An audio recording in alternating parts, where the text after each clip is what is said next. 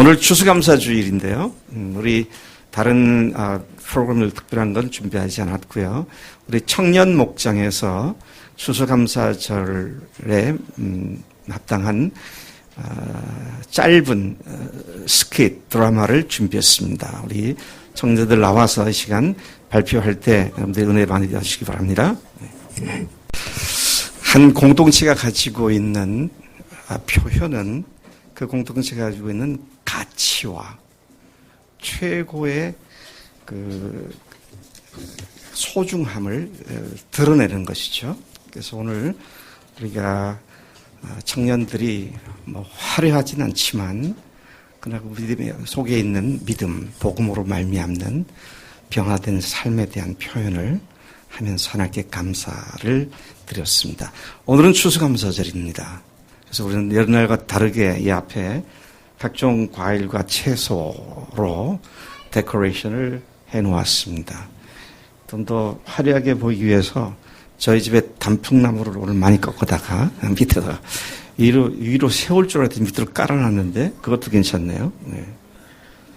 우리 민집사님 농산물이 아주 푸짐하게 있어서 참 보기가 좋습니다. 지금 여러분들 아시다시피 추수감사절은 성경에 전혀 나오진 않지만 사실은 우리가 들은 추수감사주일은 성경에 없습니다. 다만 유대인들이 6월절을 절기를 지킬 때나 오순절, 특히 오순절이 이제 봄 추수를 하는 것이고요.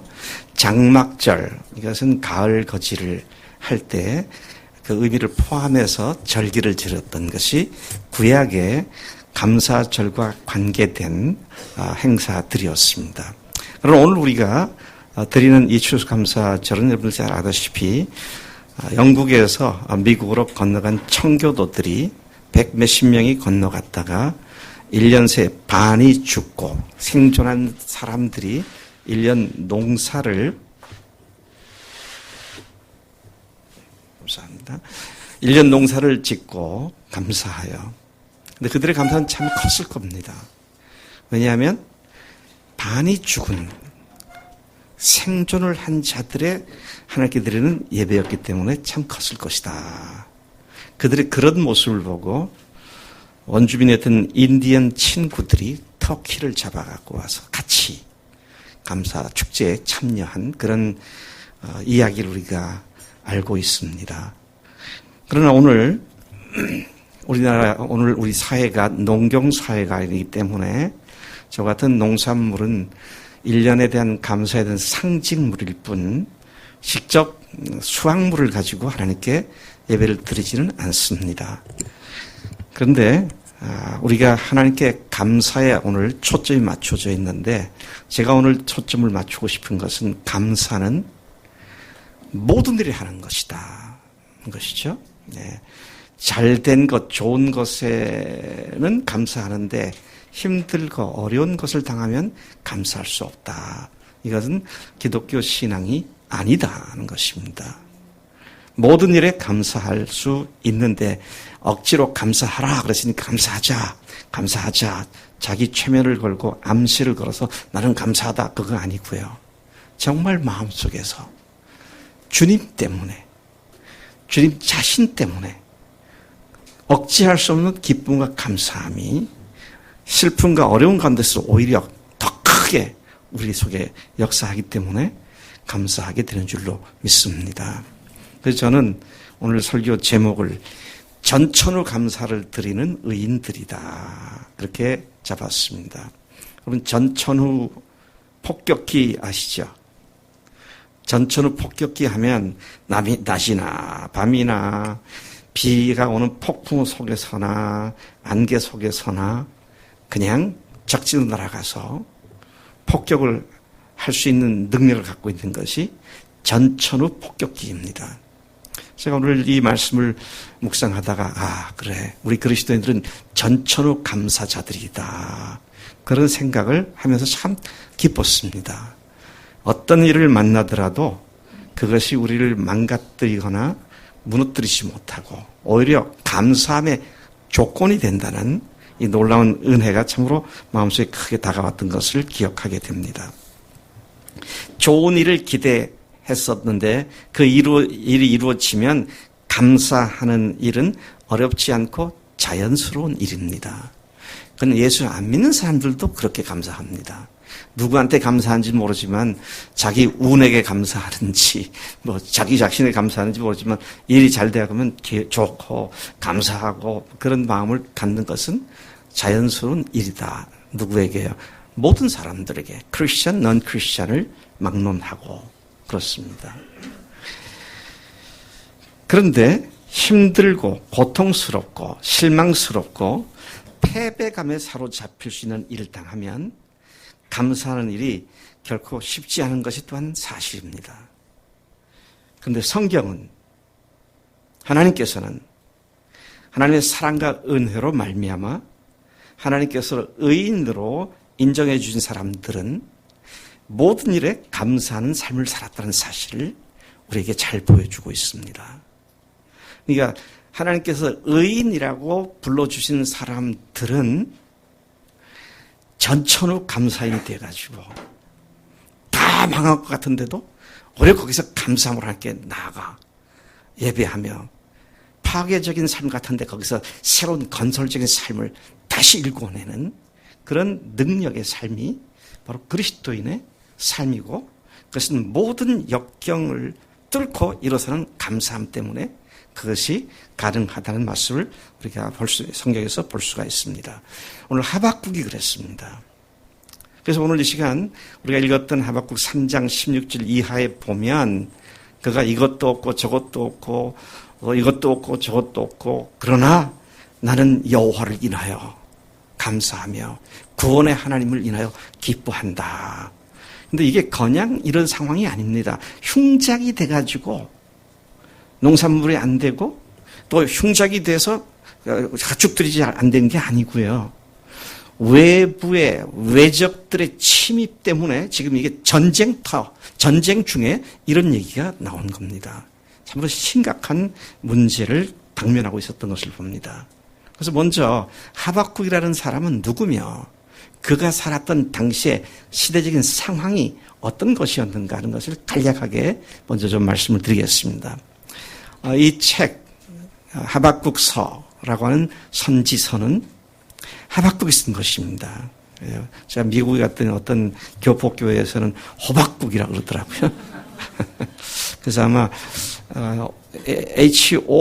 O를 갖다가 미국 사람들은 O를 아 발음하니까 그제 온 줄 알고 호박국이라고 그랬나? 그런 생각을 했었는데 그건 아니고요. 그냥 웃기는 말로 호박국 선지자 그런 얘기를 하더라고요. 네.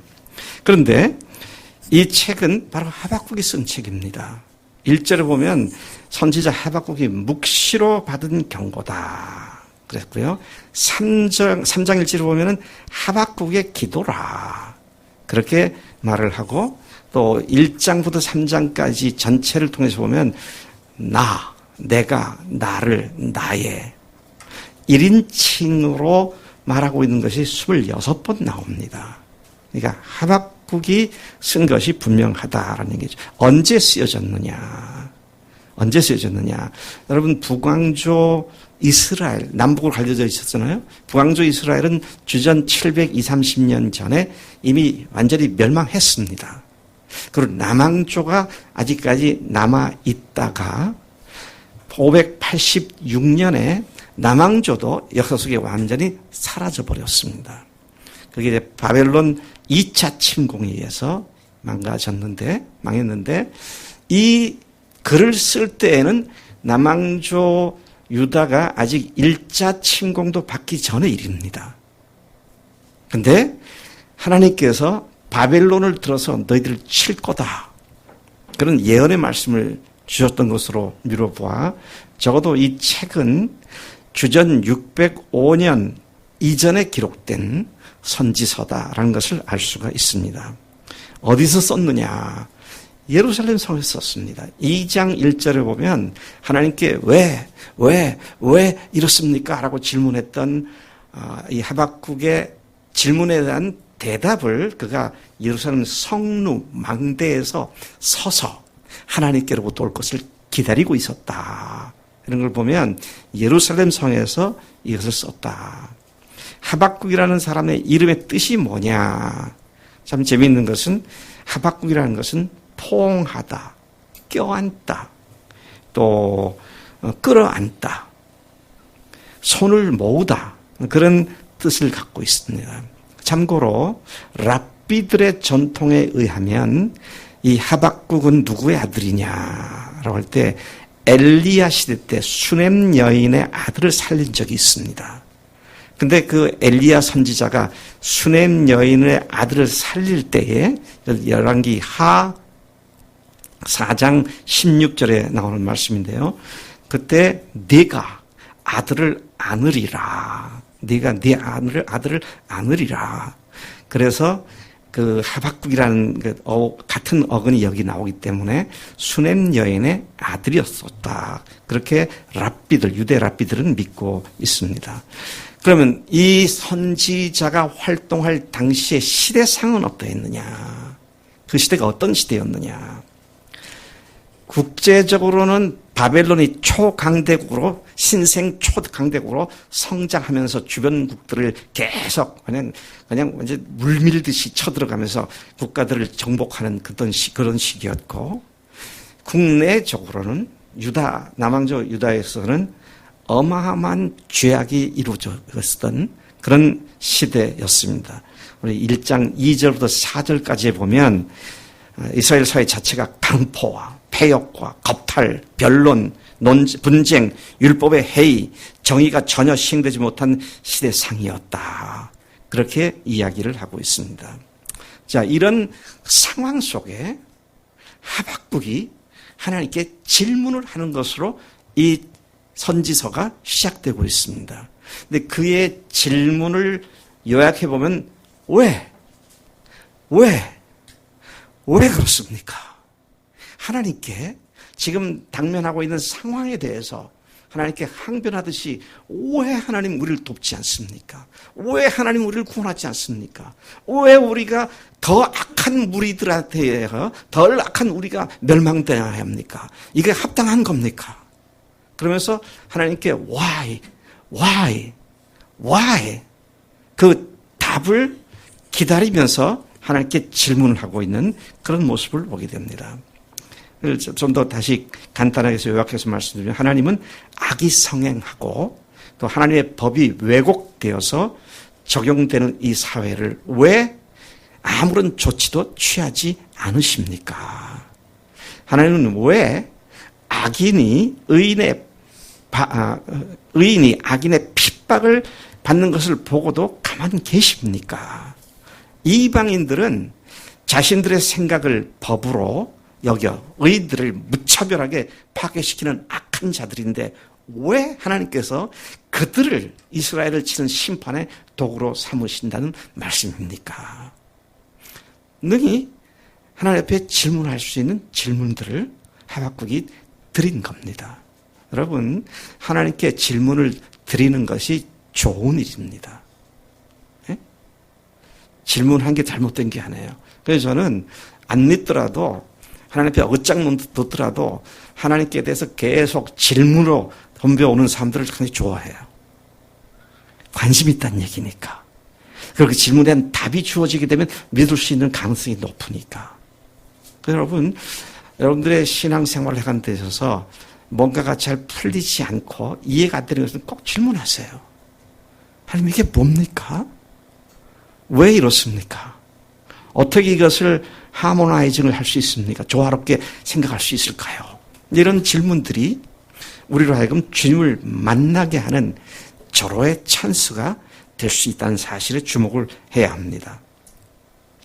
조금 더 구체적으로 이 성경 본문을 보면 1장 2절부터 4절까지의 여호와여, 내가 부르짖어도 주께서 듣지 아니하시니 어느 때까지리까?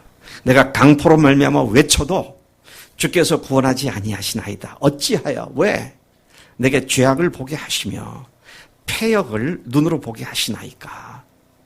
하나님, 내가 안 보았으면 모르는데 하나님 나를 보여주셨잖아요. 나로 왜 이걸 보게 하셨습니까? 겁탈과 강포가 내 앞에 있고 변론과 분쟁이 일어났나이다. 이러므로 율법이 해이하고 정의가 시행되지 못하오니 이는 악인이 의인을 에워쌌으므로 정의가 굳게 행하였음이니이다. 그는 이렇게 하나님 앞에 질문을 드리고 있는 것이죠. 그리고 하나님은 그에 대한 질문을 답을 하십니다. 1장 6절부터 12절까지의 그 답이 나오는데요. 뭐라고 답하시면, 보라, 내가 사납고 성급한 백성인 갈대아 군들을 통해 그들의 문제를 해결할 것이다. 그들을 징벌할 것이다. 이 이야기를 들은 하박국이 더 경악을 금치 못합니다. 아니, 하나님, 더 악한 자를 들어서 더 악한 자를 치는 것이 그게 옳은 겁니까? 그의 두 번째 하나님께서 한 강한 질문이 바로 그것이었습니다. 여러분, 종종 하나님께서는 의인이 잘못할 때 악인을 들어서 의인을 치는 경우가 있으시잖아요. 하나님, 그게 옳습니까? 하나님께서 죄가 뭔지를 가르치신 분께서, 그런 하나님께서 더 악한 자를 들어서 하나님의 백성인 덜 악한 이스라엘 치시다니요. 이것이 가당키나 한 일입니까? 이런 질문을 드리고 있는 것입니다.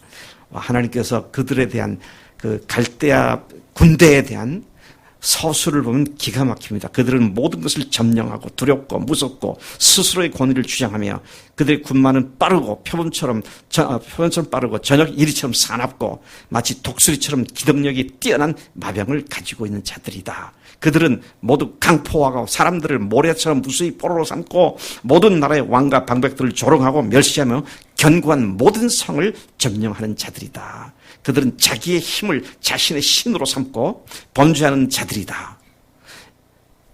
근데 그들을 내가 들어서 이스라엘을 칠 거다.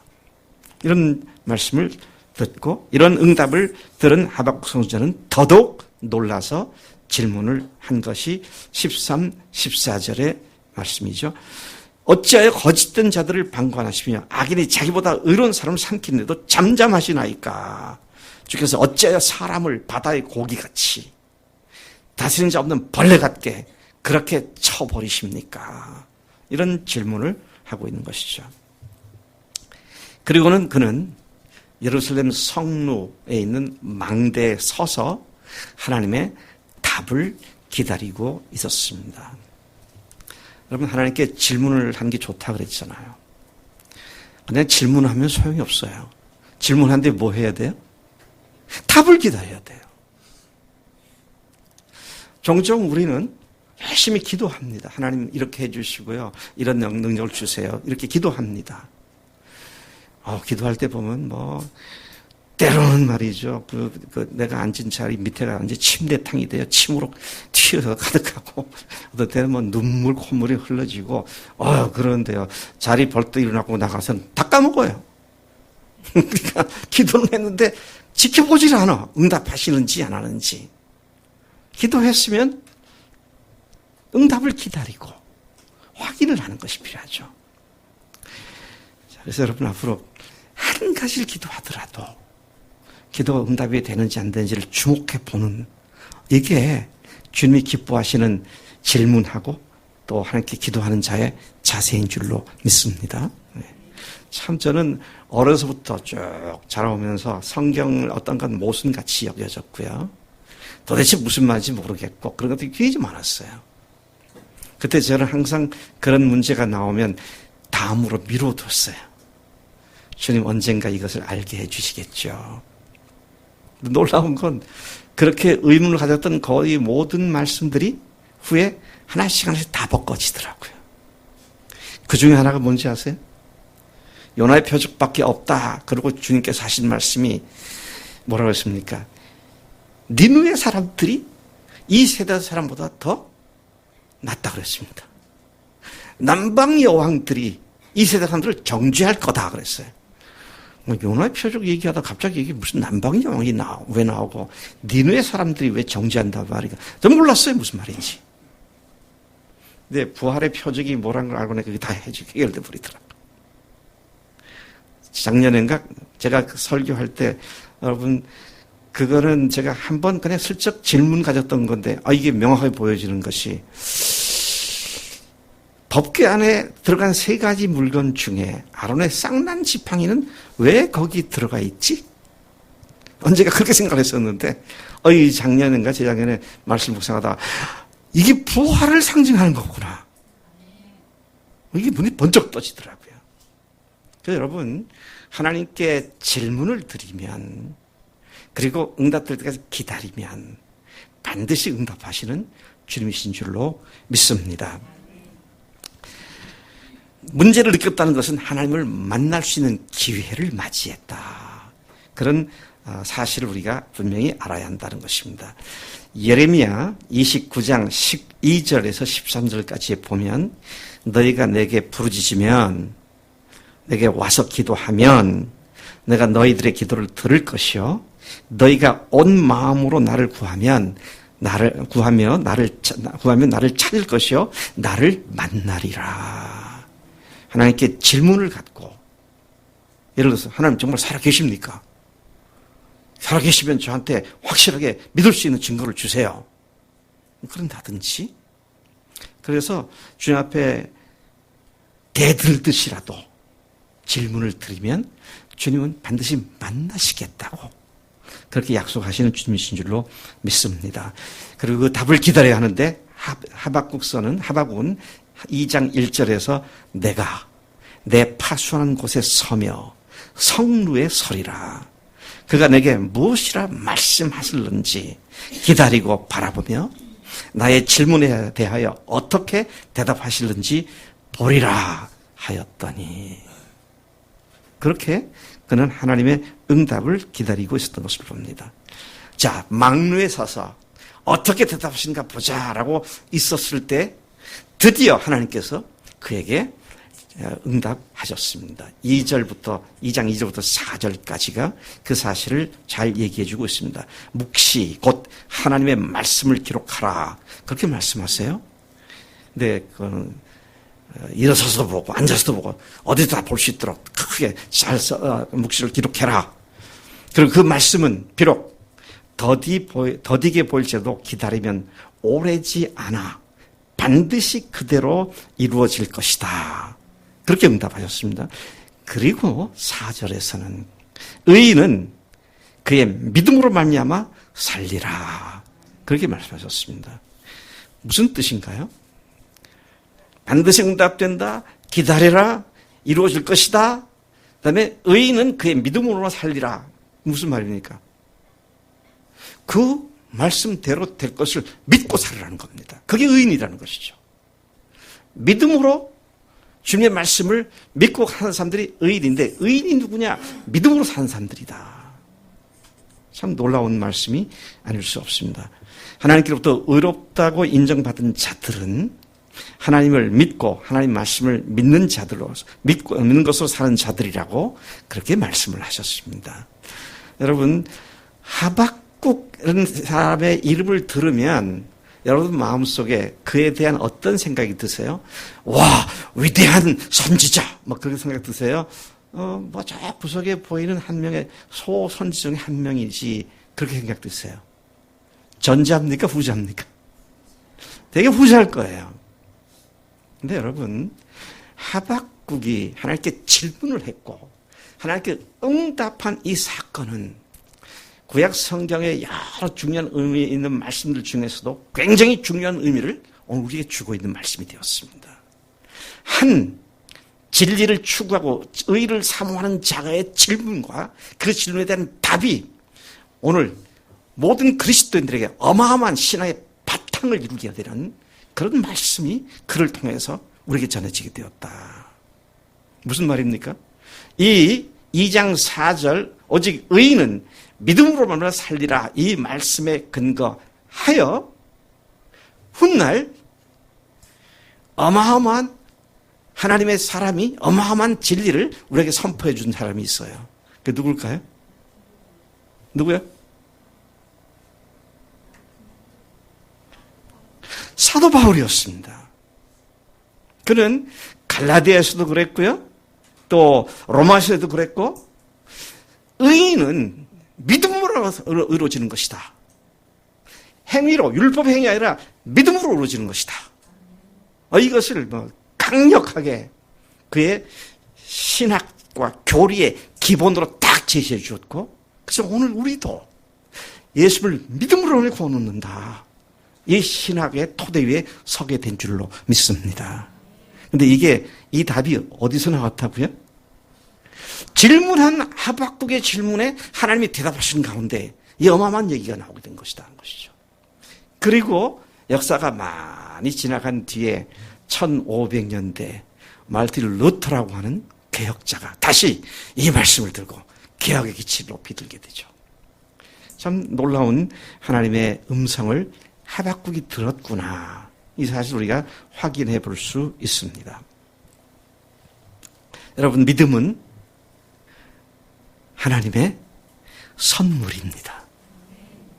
내가 믿는다가 아니라 믿음도 주님께서 주시는 거예요. 그 믿음의 대상인 그리스도를 믿음으로 의롭게 되는 줄로 믿습니다. 여러분이나 저나 누가 의롭다고 인정을 만한 행위를 해서 저 정도면 의로워, 그렇게 하나님께 들을 수 있는, 소리 들을 수 있는 사람이 누가 있겠어요? 우리를 볼 때마다 하나님께서 얼마나 속이 까맣게 타시겠어요. 자기가 주인 돼가지고 지 멋대로 사는, 죄가 죄인 줄도 모르고 살아가는 그런 우리의 모습인데, 근데 하나님께서 그런 우리를 먼저 사랑하셔서 하나님의 아들이신, 외아들이신 예수님을 세상에 보내시고, 그리고 그냥 보내신 것이 아니라 우리들의 그 죄를 위해서 십자가에서 대신 죽으심으로 형벌을 받게 하시고 죄값을 치르게 하시고, 그리고는 사흘 만에 다시 부활하심으로써 그분이 오시고 죽으심이 하나님으로서 오심이고 죽으셨다는 사실을 모든 사람들이 믿을 수 있는 확실한 증거로 그분을 다시 살리신 줄로 믿습니다. 우리를 의롭다 하신 것은 이 예수님의 죽으심과 부활, 이거 외에 그 어떤 것도 없는 줄로 믿습니다. 그 외에 다른 어떤 것을 얘기하는 사람들은 다 뭐예요? 이단입니다. 아니에요. 오직 예수님의 십자가와 부활밖에 없습니다.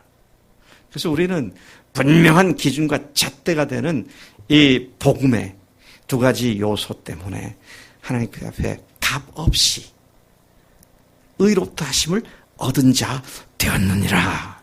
아멘. 네. 의롭게 의로운 자가 되기 시작했다가 아니고요, 되었다 그랬어요. 이거 얼마나, 뭐 자다가도 일어나고 또 엎드려서 기도할 수밖에 없어요. 이런 나를 이렇게 구원해 주신 주님을 감사합니다.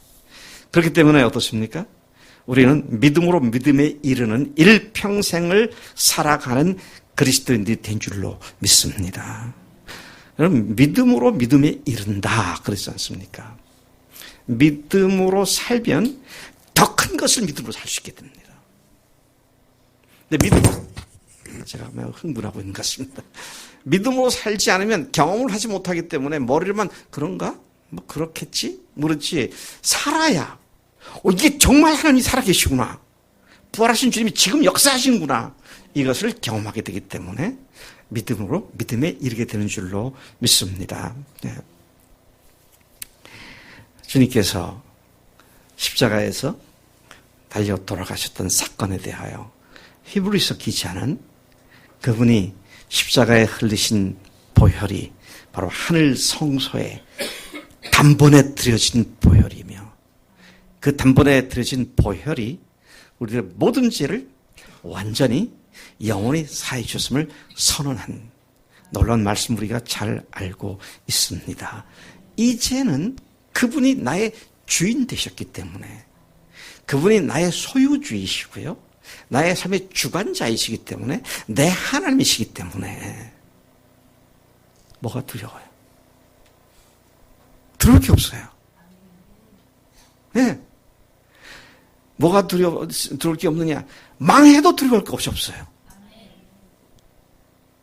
아무 소출이 없어도 문제될 게 없어요.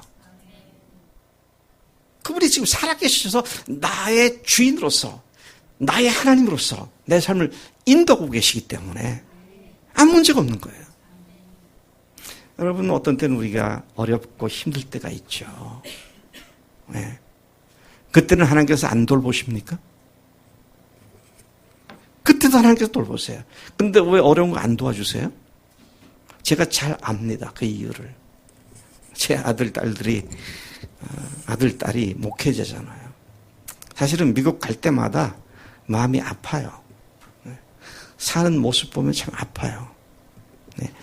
딸 부부는 캘리포니아 내륙 쪽에 있는 프레스노라고 하는 조그만 그 도시에 한국 사람 별로 없는 데 가서 목회를 지금 4년, 5년째 하고 있는데 한국 사람이 없으니까 교회들이 잘 늘어나지 않으니까 생활하기가 너무 힘들어.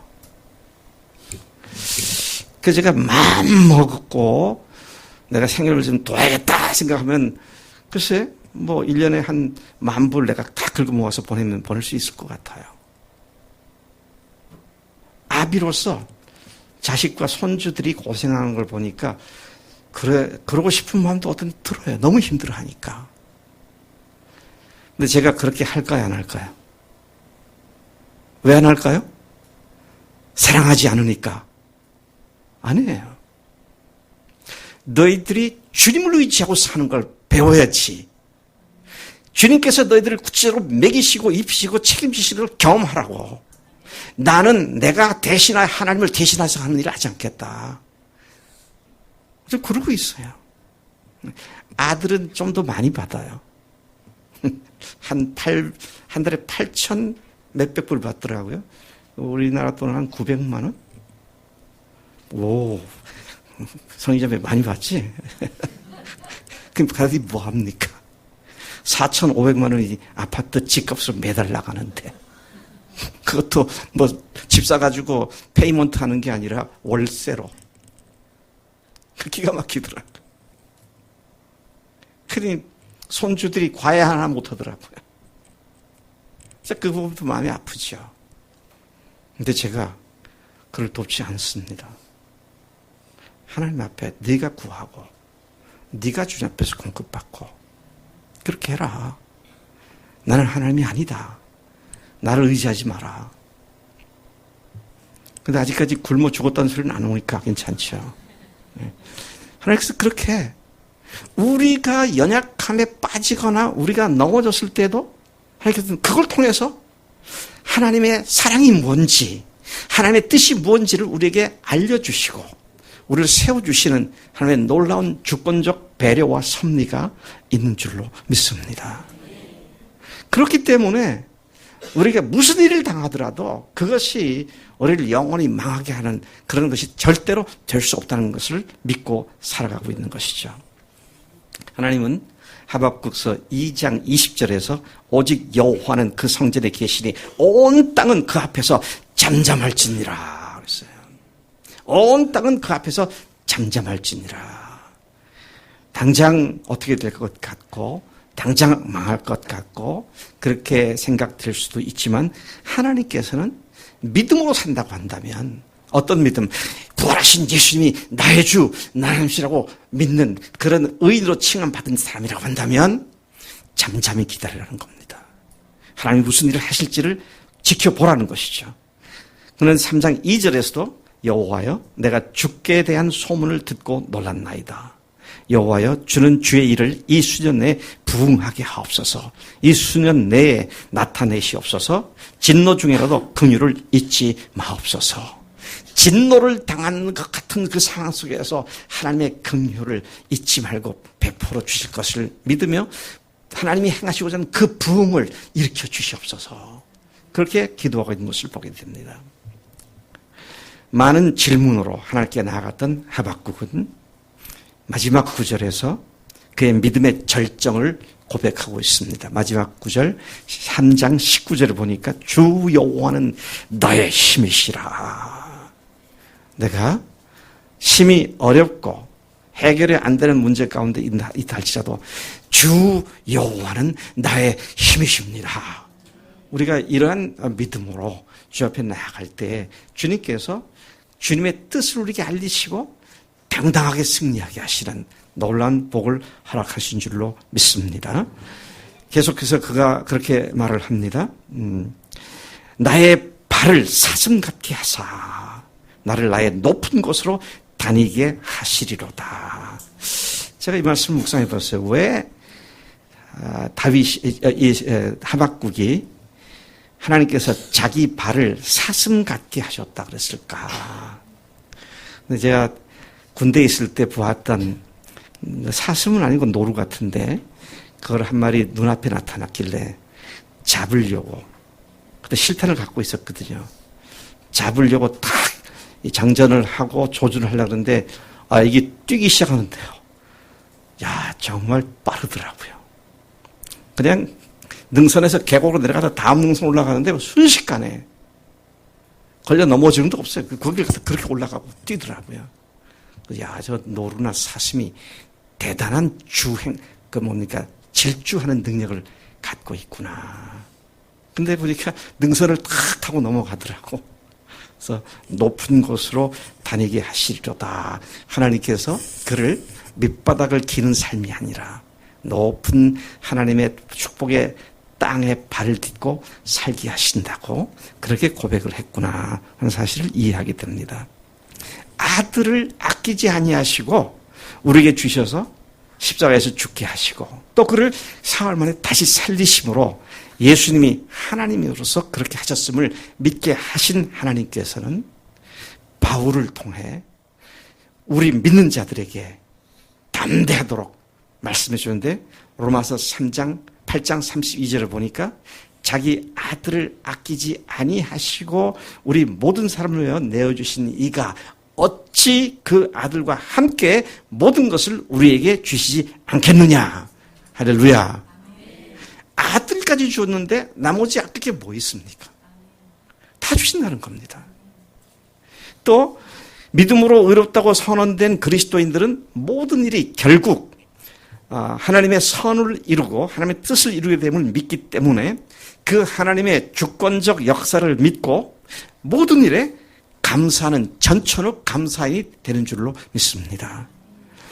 역시 로마서 8장 28절에서 우리가 알거니와 하나님을 사랑하는 자, 곧 그 뜻대로 부르심을 입은 자들에게는 모든 것이 합력하여 선을 이룬다.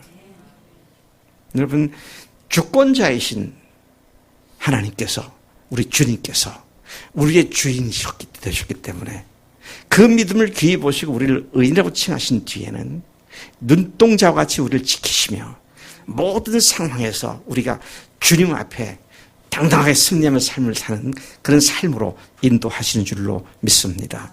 오늘 읽은 이 본문 말씀에서 전천후 감사를 드리는 의인 선지자 하박국을 우리가 감동스럽게 만나게 되죠. 하박국 선지자가 참 우리의 좋은 모델이 되었습니다. 3장 17, 18절 여러분 같이 한번 다시 읽어보시겠습니다. 3장 17, 18절 오늘 읽었던 부분 말씀인데요. 17, 18절을 같이 읽겠습니다. 시작. 비록 무화과 나무가 무성하지 못하며 포도나무에 열매가 없으며 감람나무에 소출이 없으며 밭에 먹을 것이 없으며 우리의 양이 없으며 외양간에 소가 없을지라도 나는 여호와로 말미암아 즐거워하며 나의 구원의 하나님으로 말미암아 기뻐하리로다. 아멘. 아멘. 이 말씀은 모든 것이 최악의 상황이라 하더라도 그것 때문에 낙심하고 불평하고 원망하지 않고 하나님 자신 때문에 즐거워하고 구원의 하나님 때문에 기뻐한다고 고백을 하고 있는 것입니다. 여러분, 제가 금년에 우리 청년들 이제 저랑 같이 가서 감자를 심었잖아요. 아이고, 뜨거운 날 가서 제초 작업하고 하여튼 그게 쉽지가 않더라고요. 근데 씨감자를 제가 16만 5천원치를 샀어요.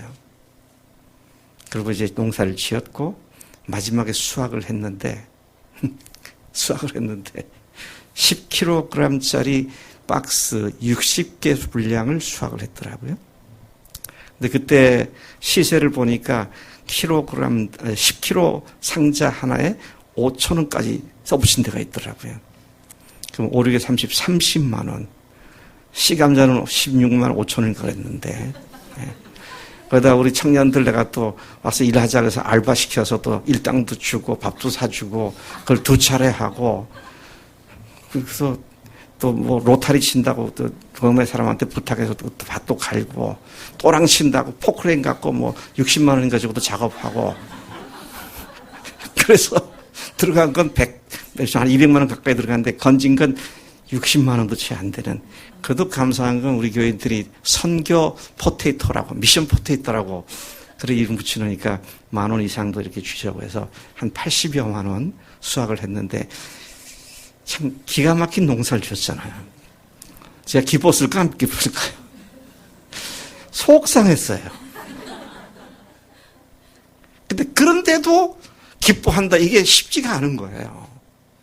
그뿐만 아닙니다. 금년에 우리 그 옆에 이제 나무들 과수가 있잖아요. 금년에 보니까 매실나무가 꽃이 너무 잘 폈더라고요. 그래서 지금까지 심은 것 중에 제일 잘 폈어요, 나무가. 그래서 이제 금년 좀 따겠구나. 그래가지고, 열매 맺었을 때 가보니까 착과가 하나도 안 됐어. 실망되더라고요. 저놈들도 좀 따가지고, 좀 팔면 선교에 조금 더 보탬이 될 텐데. 근데 하나도 못 땄어요. 수고했는데 없으니까 속상한 거잖아요. 그런데 하박국이 그거 없어도 난 여호와를 인하여 즐거워하고 구원의 하나님을 인하여 기뻐한다고. 왜요? 그런 모든 잘못된 것들 이런 것들 통해서 주님께서 또 다른 것을 가르쳐 주시고 또 다른 복을 누리게 하시기 때문에 그걸 아니까 그 상황에 묻혀가지고 넘어지고 그러지 않는다. 여러분, 이와 같은 삶을 사는 것이 성경의 위인들의 삶이었습니다. 믿음의 선배들의 삶이었어요. 욥의 신앙 고백을 보면 기가 막힙니다. 하루아침에, 이틀도 안 걸렸어요. 하루, 한순간에 10명의 아들, 딸들이 다 죽었죠? 7,000마리의 양들이 다 불에 타 죽었죠? 3,000마리의 낙타가 도난당했죠? 낙타를 도난당했죠? 500개의 소를 빼앗겼죠? 300마리의 당나귀가 다 없어졌죠? 하루아침에 알거지가 되었습니다. 근데 거기에 감사할 수 있어요? 금요일날 욥기 1장 아침에 큐티를 하면서 이렇게 보니까 기가 막히더라고요. 뭐라 그러냐면 이렇게 말합니다. 1장 20절 21절을 보니까 욥이 일어나 겉옷을 찢고 머리털을 밀고 그 가운데 그 땅에 엎드려 예배하며 그가 하는 말이 이런 말을 합니다. 뭐라고 하냐면 내가 이르되 내가 모태에서 알몸으로 나왔사온즉 또한 알몸이 그리로 돌아가옵는지라. 여러분 제가 정확히 기도보면 장자인가 도덕경인가 노장가 어디에서 보면 공술의 공수거란 말이 있다고 그러더라고요. 근데 디모데서에도 그 말이 있는 거 아세요? 네? 빈손으로 와서 빈소로 간다. 돈을 사랑하지 말라 그 말씀에서 그게 나오죠. 네. 근데 여기 보니까 역시 마찬가지로 공술의 공수거입니다. 알몸으로 왔으니 알몸으로 갑니다. 그 다음 뭐라고 했어요? 주신 이도 여호와시며 거두어가신 이도 여호와시니 내가 여호와 앞에 찬양합니다. 이런 찬양을 할 수 있었던 이유가 뭐예요? 그분이 하나님이심을 확실히 알고 믿었기 때문인 줄로 믿습니다. 예, 그 하나님께는 우리에 대한 그분의 사랑이 셀 수 없이 많고 우리를 속속들이 아시는 분이시기 때문에 그러한 빈궁함 속에서도 우리의 부요함을 허락하시는 주님이신 것을 믿기 때문에 그런 믿음의 선포를 하게 되는 줄로 믿습니다. 에스더의 신앙고백도 마찬가지 아닙니까? 예, 이 유대인들을 완전히 포로가 된 유대인들을 완전히 말살시키려는 이 하만이라는 사람의 괴계가 알려졌어요. 흉계가 알려졌을 때 왕비 에스더의 외삼촌 모르드게가 이 사실을 자기 조카 딸에게 알렸을 때에 이 에스더가 뭐라고 말합니까? 내가 왕에게 나가서, 그때 당시 왕이 오란 말 안 하면, 오란 말 안 해서 나가면 죽임을 당하는 거거든요. 그렇지만 내가 죽으면 죽으리이다. 죽으면 망하는 게 아니라 죽으면 하나님께서 그 삶을 인도하실 것을 주장하는 걸 알고 있으니까 내가 죽으면 죽으리이다. 그렇게 말을 하죠. 다니엘과 그 세 친구들은 어떻습니까?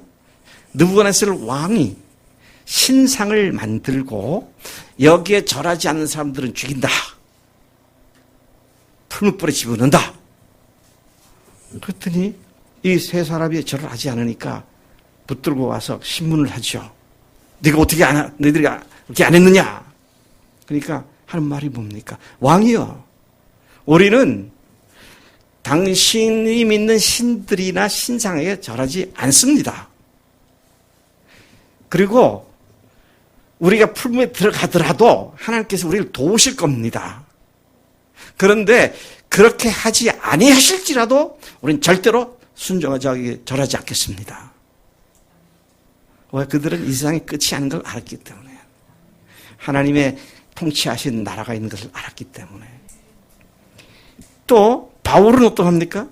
바울이 하는 말을 보면 빌립보서에 보면은요, 내가 살아도 유익하고 죽어도 유익하고, 사실 내가 살아야 할지 죽어야 할지 둘 다 좋아서 어느 쪽을 취할지를 모르겠다. 야, 대단한 고백 아닙니까? 여러분, 이렇게 생과 사를 뛰어넘은 의인의 믿음을 갖고 있다면, 뭐 조금 잘못됐다고 그것 때문에 호들갑을 떨고 울고 불고 온 세상이 다 망한 것처럼 그렇게 할 필요가 없는 거죠. 그분이 누구시라고요? 부활하신, 죽으시고 부활하신 그분이 누구시라고요? 나의 주, 나의 하나님이십니다. 우리가 그렇게 고백했기 때문에 주님께서 우리를 의인이라고 칭해 주셨고, 그 의인은 믿음으로 말미암아 믿음에 이르게 되는 그런 삶을 사는 자들이다. 따라서 전천후 감사의 삶을 사는 것은 억지로 쥐어짜고 자기 암시를 걸고 자기 최면을 걸어서 되는 것이 아니라 자연스럽게 되는 것인 줄로 믿습니다. 네. 무슨 일을 당하든지 그 가운데 하나님의 뜻을 알려주시니까, 하나님이 역사하신 것을 가르쳐 주시니까 하나님의 의를 이루신 줄 믿고 감사함으로 나아가게 되는 줄로 믿습니다. 네. 저는 이제 말을 좀 마쳐야겠는데요. 우리는 감사하는 일을 추수감사주일에만 하는 건 아닙니다. 예. 감사는 바라던 것이 이루어졌거나 많은 어떤 것들을 얻었거나 그래서 할 때나 또는 평안할 때나 그럴 때만 하는 것이 아닙니다. 감사는 어떤 감사를 해야 한다고요? 전천후 감사입니다. 전천후 감사. 예. 이스라엘 백성들은 광야 40년 동안 날마다 하나님의 기적을 경험했어요. 그래서 기록된 말씀에 의하면 어떻게 해서 40년간 매일 하늘에서 만나가 내려서 먹었습니다. Every day, 매일이 기적이었어요. 또 그런가 하면 그들이 입은 옷이나 신발이 40년 동안 부르트거나 헤어지지 않았다고 그랬습니다. 참 놀라운 일입니다. 여러분, 오늘도 그런 일이 있으면 여러분 주님 철저히 잘 믿으시겠죠? 아니에요. 그들이 어떻게 했어요? 그렇게 매일 경험을 하면서도 하나님께 불평하고 원망하고 하나님이 거역해서 아예 하나님께서 그들에게 별명을 붙여주셨잖아요. 하나님께 굴복하지 않고 그런다고 해서 무슨 별명을 붙였어요?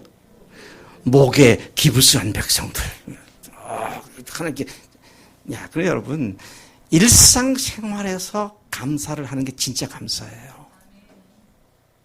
특별한 일에 감사하는 건 누구나 해요. 안 믿는 사람도 해요. 근데 오늘의 소소한 일 가운데 주님께서 여전히 동일하게 사용하시는구나. 여러분, 이러한 전천후 감사의 사람, 죽으시고 부활하신 예수님이 나의 주, 나의 하나님이 되셨기 때문에 이것이 가능한 줄로 믿습니다.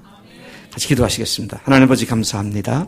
오늘 추수감사주의를 맞이해서 감사가 일상이며 전천후 감사해야 한다는 사실을 다시 일깨워주시니 감사합니다. 하나님, 그것이 가능한 이유가 오셔서 죽으시고 부활하신 우리 주 예수 그리스도, 우리의 하나님이 우리의 주인 되셨고 하나님 되셨기에 가능한 줄로 믿습니다. 일상생활 속에서 주님과 함께 동행하는 삶이 날마다 민감하고 예민하게 되어서 주님과 함께하는 삶의 즐거움과 기쁨을 풍성히 누리는 우리 삶이 되도록 인도하는 줄로 믿습니다. 감사하고 예수님의 이름으로 기도로 삼나이다. 아멘.